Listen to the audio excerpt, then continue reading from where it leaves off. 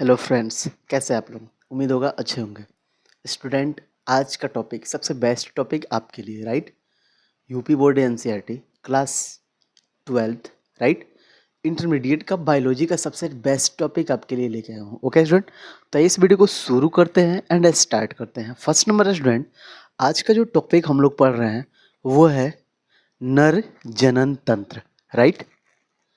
जिसको हम लोग बोलते हैं मेल रिप्रोडक्टिव सिस्टम। ओके, तो इस वीडियो को शुरू करते हैं, स्टार्ट करते हैं। सबसे पहले स्टूडेंट हम लोग चढ़ेंगे डायरेक्ट डायग्राम के अकॉर्डिंग, राइट? क्योंकि अगर डायग्राम आपको समझ में आ गया तो फिर इसको डिफाइन करने में कोई दिक्कत नहीं है, कोई आपको डिफिकल्ट नहीं होगा, राइट?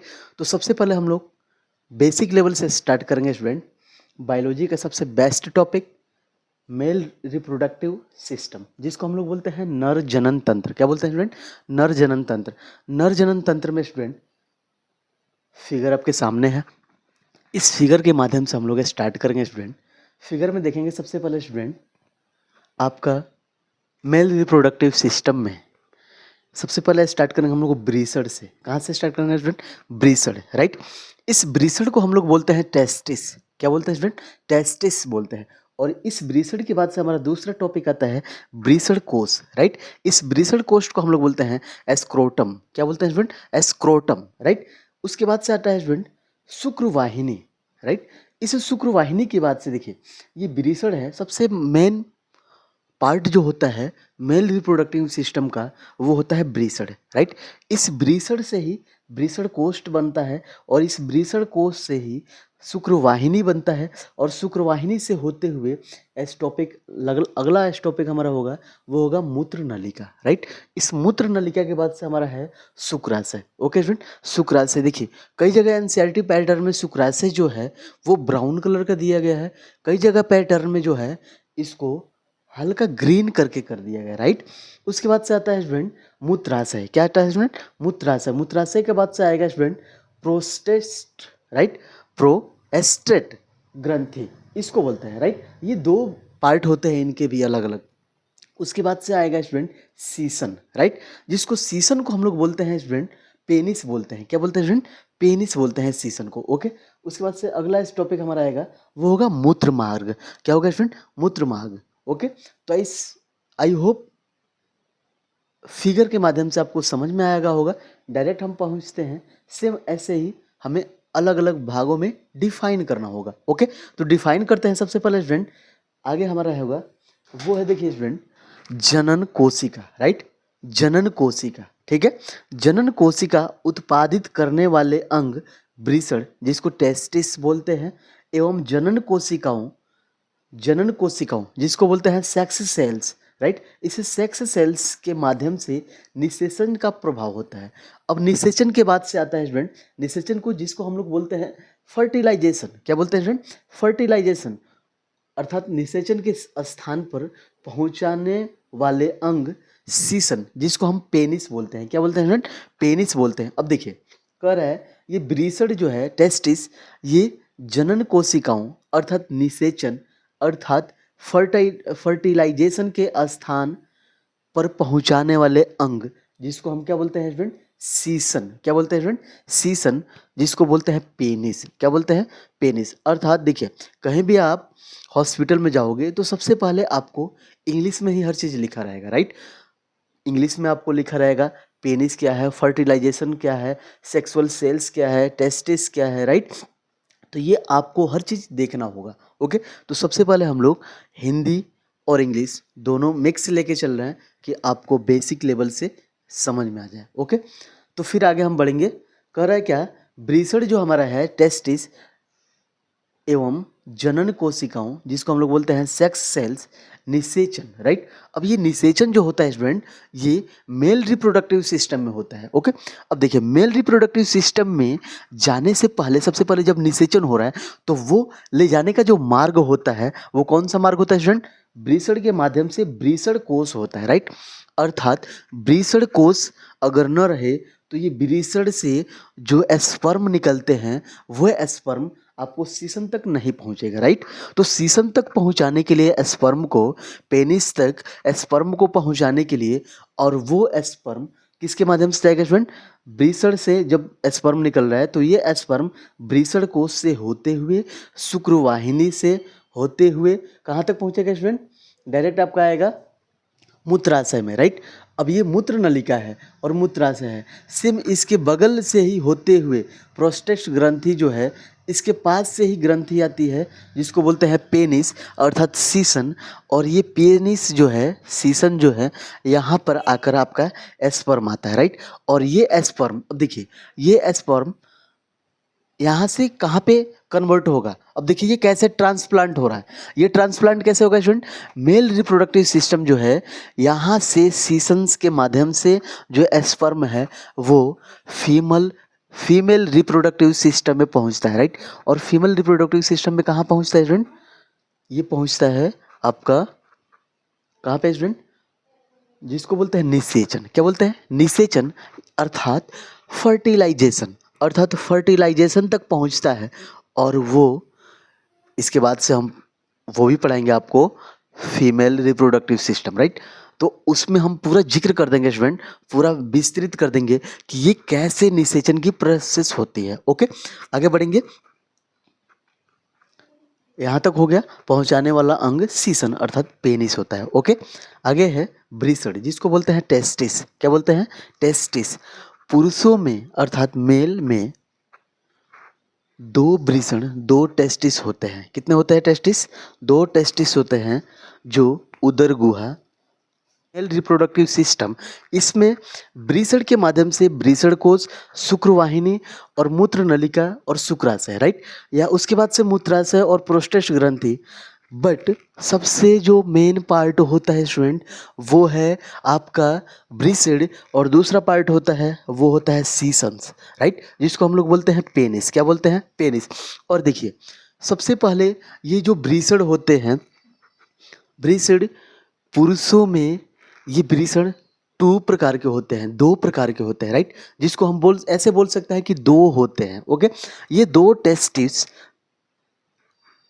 जो उदर गुहा जिसको हम लोग बोलते हैं abdominal activity, right, abdominal cavity. Okay, ये एब्डोमिनल कैविटी के बाहर ब्रीसड कोश जिसको हम लोग बोलते हैं टेस्टिकुलर फंडन्स में होते हुए, राइट, ये होते हुए कहाँ तक पहुँचते हैं स्टूडेंट?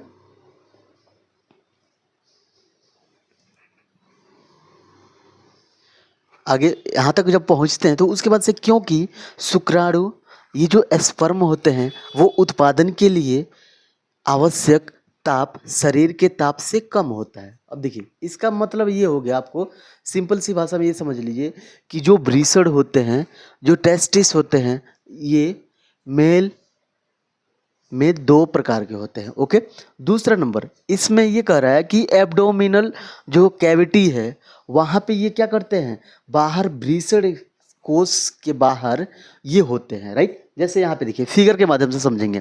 ये ब्रीसड आपका हो गया, राइट। ये ब्रीसड ये बाहरे वाले जो आवरण है इसको हम बोलते हैं ब्रीसड कोश। और ये ब्रीसड कोश कहाँ पे होता है? एब्डोमिनल कैविटी के बाहर होता है। ओके, समझ में आ गया? अर्थात एब्डोमिनल कैविटी के बाहर होता है। और बाहर होने के पश्चात इसका जो टेम्परेचर होता है, जो ताप होता है, वो क्या होता है स्टूडेंट? इसके ताप काफ़ी कम होते हैं। किसके कम होता है? शरीर के तापमान से काफ़ी कम होता है। अगर शरीर के तापमान से अगर ज़्यादा होगा हाई तो फिर नुकसानदायक है स्टूडेंट, क्योंकि एस्पर्म में प्रॉब्लम आ जाएगा। ओके, आगे बढ़ेंगे। ब्रीसड कोश, राइट। अब ब्रीसड कोश के बारे में हम पढ़ेंगे। ब्रीसड कोश को स्थिर रखने के लिए आवश्यक है, राइट।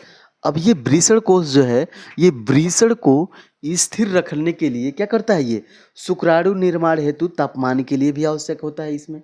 अब देखिए जैसे अगर मानते हैं ये हमारा ब्रीसड हो गया। ओके, अब ब्रीसड जो ये है इसके दो बाहरे वाले जो परत है इसको हम बोलेंगे ब्रीसड कोश। क्या बोलेंगे स्टूडेंट?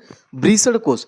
अब ब्रीसड को एक्टिविटी करने के लिए या ब्रीसड को स्थिर रखने के लिए सबसे पहला जो कार्य होता है वो किसका कार्य होता है? ब्रीसड कोश का। ओके, आइए आगे बढ़ेंगे।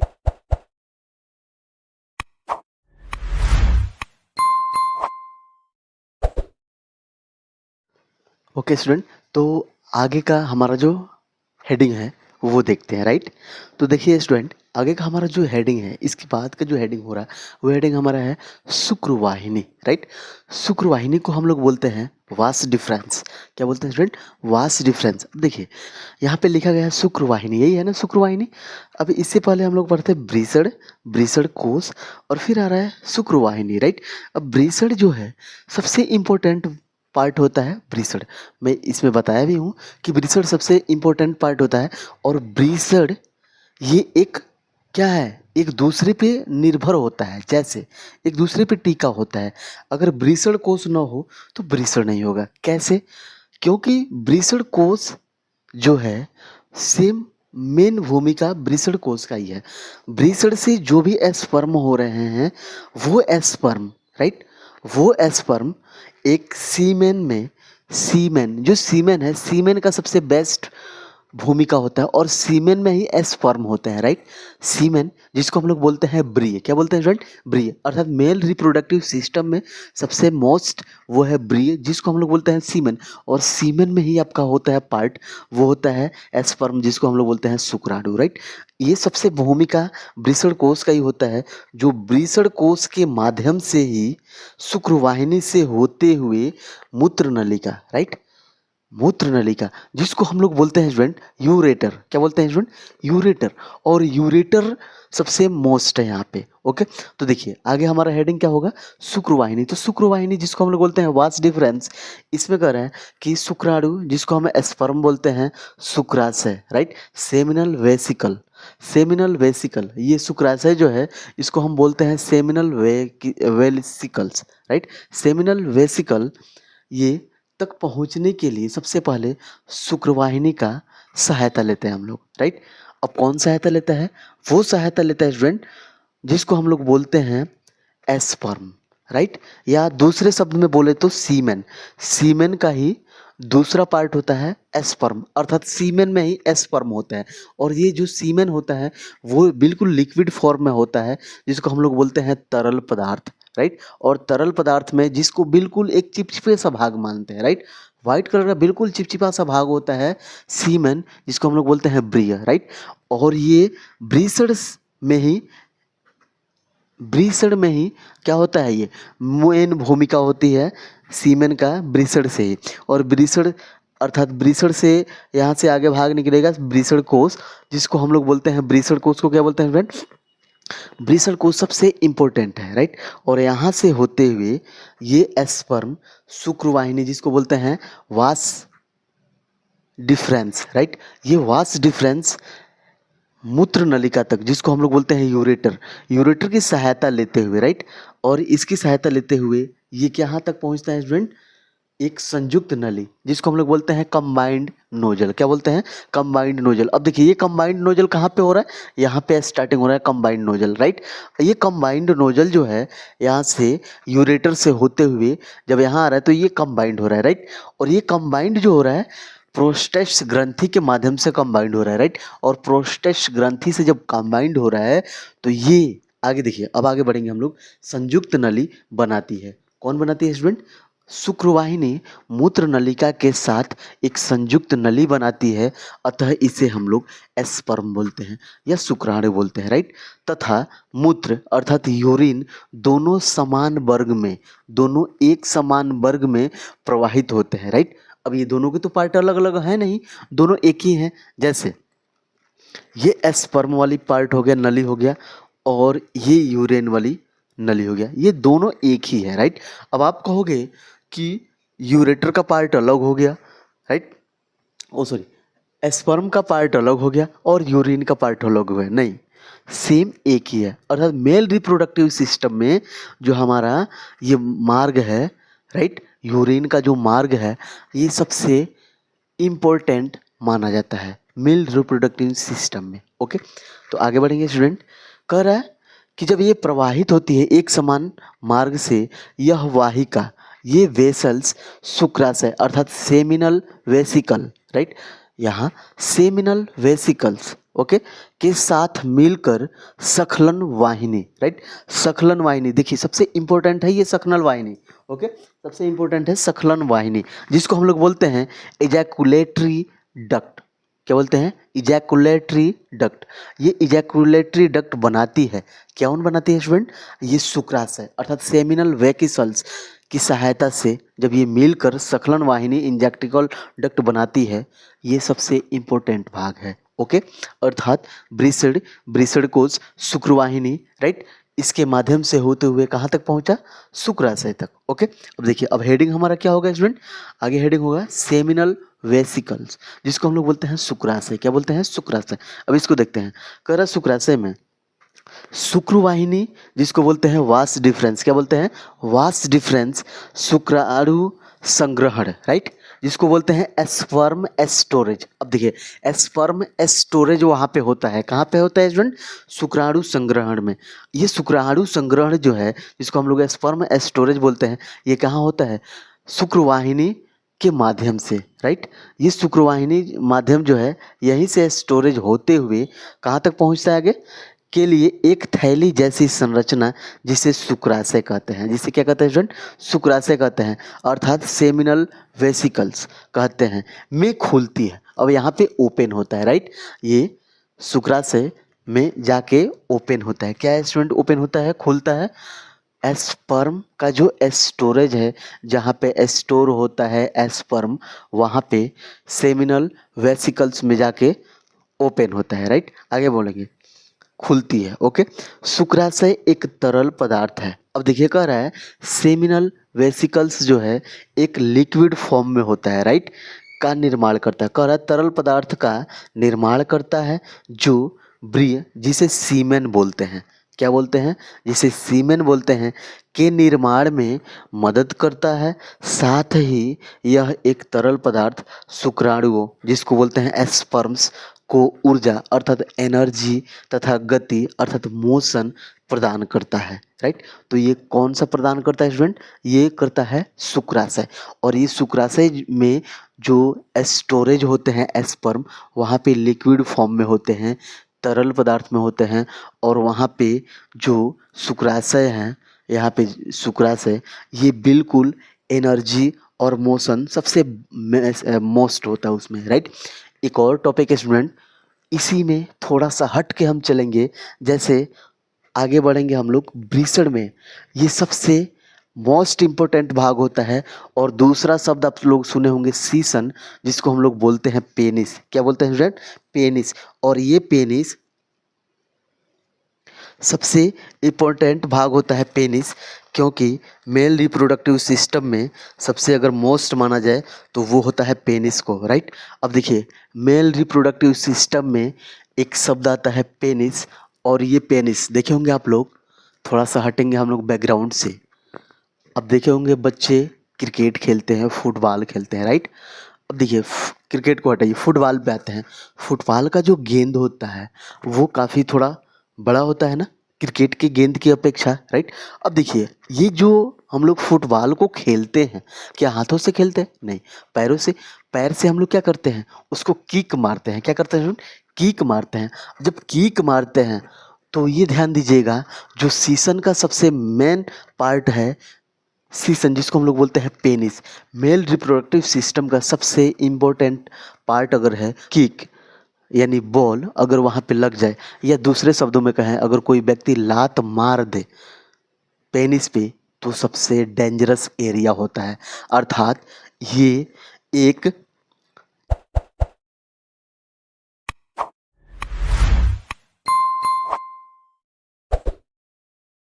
वो हेडिंग है प्रोस्टेट ग्रंथि, राइट, जिसको हम लोग बोलते हैं प्रोस्टेट ग्लैंड। क्या बोलते हैं स्टूडेंट? Prostate gland, right. ये रहा हमारा प्रोस्टेट ग्लैंड। इस प्रोस्टेट ग्लैंड को हम लोग सबसे पहले, यह एक अखरोट के आकार के एक बाह्यस्रावी ग्रंथि, राइट।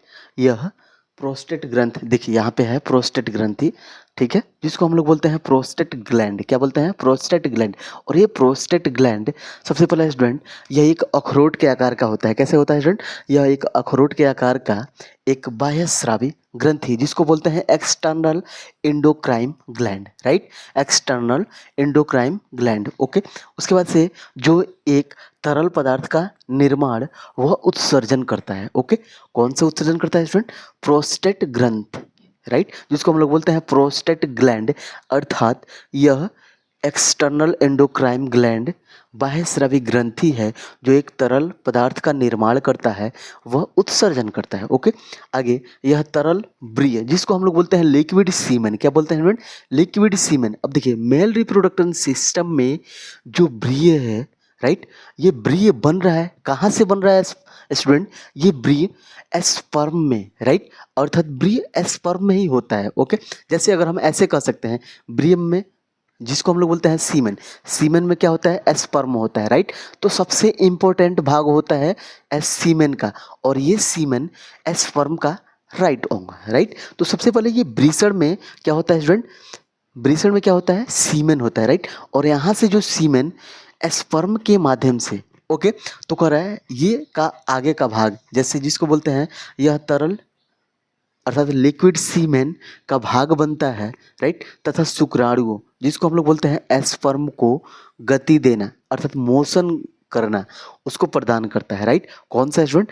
प्रोस्टेट ग्रंथि, राइट, कौन सा? प्रोस्टेट ग्रंथि। उसके बाद से अगर हमारा हेडिंग है urinary tract, right, unary tract जिसको हम लोग बोलते हैं मूत्र मार्ग। ओके, यह एक पेशीय नलिका है जो मूत्राशय अर्थात ब्लैडर, क्या बोलते हैं इसको? ब्लैडर बोलते हैं, राइट। यह एक पेशीय नलिका है जो मूत्राशय अर्थात ब्लैडर से निकलकर सखलन वाहिनी, राइट, सखलन वाहिनी सबसे इंपॉर्टेंट, सखलन वाहिनी जिसको बोलते हैं इजैकुलेटरी डक्ट, इजैकुलेटरी डक्ट से मिलकर मूत्र जनन नलिका, राइट, मूत्र जनन नलिका जिसको बोलते हैं urinary genitally canal, right, urinary genitally canal ये बनाती है। इसमें से होकर मूत्र अर्थात यूरिन शुक्राणु जिसको बोलते हैं एस्पर्म, क्या बोलते हैं स्टूडेंट? एस्पर्म, ये प्रोस्टेट ग्रंथि अर्थात प्रोस्टेट ग्लैंड इत्यादि के स्राव बाहर निकलते हैं, राइट। अब ये क्या करते हैं? इसके जो प्रोस्टेट ग्रंथि के जो स्राव होते हैं वो कहाँ से? मूत्र मार्ग से बाहर निकलते हैं। ओके, आगे बढ़ेंगे स्टूडेंट। लास्ट हमारा हेडिंग हो रहा है स्टूडेंट मेल रिप्रोडक्शन सिस्टम का, वो है सीसन जिसको हम लोग बोलते हैं पेनिस, राइट, यही है ना पेनिस जिसको बोलेंगे सीसन। ओके, अब देखिए मेल रिप्रोडक्शन सिस्टम में दो ही पार्ट सबसे इंपॉर्टेंट माने जाते हैं, वो है आपका ब्रीसड, राइट, ब्रीसड ये सबसे इंपॉर्टेंट है ब्रीसड, क्योंकि ये ब्रीसड जो है ब्रीसड कोष शुक्रवाहिनी मूत्र नलिका और शुक्राशय मूत्राशय प्रोस्टेट ग्रंथि और फिर लास्ट आता है सीसन जिसको बोलते हैं पेनिस, राइट। अब देखिए पेनिस कह रहा है, पेनिस सबसे इंपॉर्टेंट, यह एक बेलनाकार अंग है जो ब्रीसड कोष, राइट, जो ब्रीसड कोष टेस्टुकुलरी फंडक्स अर्थात ब्रीसड कोष ये रहा, ठीक है, टेस्टुकुलरी फंडक्स के बीच लटकता रहता है, राइट। अब किसके बीच ये लटकता रहता है सीसन पेनिस? ये टेस्टिकुलर जिसको बोलते हैं ब्रीसड कोष, राइट, ये ब्रीसड कोष पे लटका रहता है। ओके, उसके बाद से कर रहा है यह उत्थानशील जिसको बोलते हैं इरेक्टिल मैथुनांग जिसको बोलते हैं कोपुलेटरी ऑर्गेन, राइट, ये सबसे इंपॉर्टेंट पार्ट है पेनिस का जिसको हम लोग बोलते हैं उत्थानशील इरेक्टिकल मैथुनांग जिसको बोलते हैं कोपुलेटरी ऑर्गेन्स है। यह सामान्य अवस्था में छोटा तथा शिथिल रहता है, राइट, एकदम मेल रिप्रोडक्टिव सिस्टम का जो पार्ट है पेनिस ये सामान्य अवस्था में बिल्कुल छोटा और शिथिल रहता है, राइट। उसके बाद से कह रहा है तथा मूत्र विसर्जन में, अब देखिए मूत्र विसर्जन में काम आता है, ये किस में काम आता है? मूत्र विसर्जन में। जैसे हम इसमें यही बताए हैं कि ये आपका जो एस्पर्म है या जो सीमेन है, राइट, ये पेनिस के माध्यम से, ये अलग अलग पार्ट नहीं है, एक ही पार्ट है, राइट, ये एक ही सेल्स है, एक ही कोशिका है, या ऐसे बोल सकते हैं ये एक ही मार्ग है, इसमें से आपका एस्पर्म, सीमेन, राइट, और यूरिन ये तीनों एक ही होते हैं, राइट। बट तीनों को अलग अलग हम नहीं कर सकते हैं, तीनों को हम अलग अलग नहीं कर सकते हैं क्योंकि सीमेन, राइट, और एस्पर्म ये अलग नहीं है, एक ही में है। ओके, और ये आपका यूरिन, ये तीनों एक ही नलिकाओं से होकर गुजरते हैं। आगे ये मूत्र विसर्जन में काम आता है। ओके, उसके बाद से कर रहा है मैथुन के समय यह उन्नत अवस्था में, मैथुन के समय यह उन्नत अवस्था में आकर ब्रिय, जिसको सीमेन, राइट, जिसको क्या बोलते हैं, सीमेन, मय शुक्राणु को, मय शुक्राणु अर्थात मयांक, ठीक है, मयान एस्पर्म्स, ओके, ये शुक्राणु को मादा जननांग, राइट, मादा जननांग जिसको बोलते हैं फीमेल जेनिटिलिकल, राइट, जेनिटिलिया, फीमेल जेनिटिलिया में पहुंचाते हैं, पहुंचाने का कार्य करते हैं या पहुंचाते हैं। तो कौन सा कार्य करता है ये, सबसे इंपॉर्टेंट पेनिस, राइट, ये पेनिस होते हैं बिल्कुल सामान्य अवस्था में शिथिल और छोटा होते हैं। दूसरा जो वृषण से, राइट, जो वृषण से क्या होता है, वृषण से आपका एस्पर्म या सीमेन जो होता है, ये वृषण कोश, शुक्रवाहिनी, मूत्रनलिका, शुक्राशय से होते हुए, ठीक है, प्रोस्टेट ग्रंथि से होते हुए आपका पेनिस तक आता है। और ये पेनिस का सबसे इम्पोर्टेंट कार्य है, जो फीमेल का जो पार्ट होता है, फीमेल का आपका फीमेल जेनिटेलिया जो होता है उसमें पहुंचाने का कार्य करता है, राइट। तो आई होप ये वीडियो कैसा लगा आप कमेंट बॉक्स में बता सकते हैं। इस वीडियो को ज़्यादा से ज़्यादा लाइक कर सकते हैं, शेयर कर सकते हैं। तो थैंक्स। इसके नेक्स्ट वीडियो में हम लोग मिलेंगे फीमेल रिप्रोडक्टिव सिस्टम में। तो थैंक्स फॉर वॉचिंग।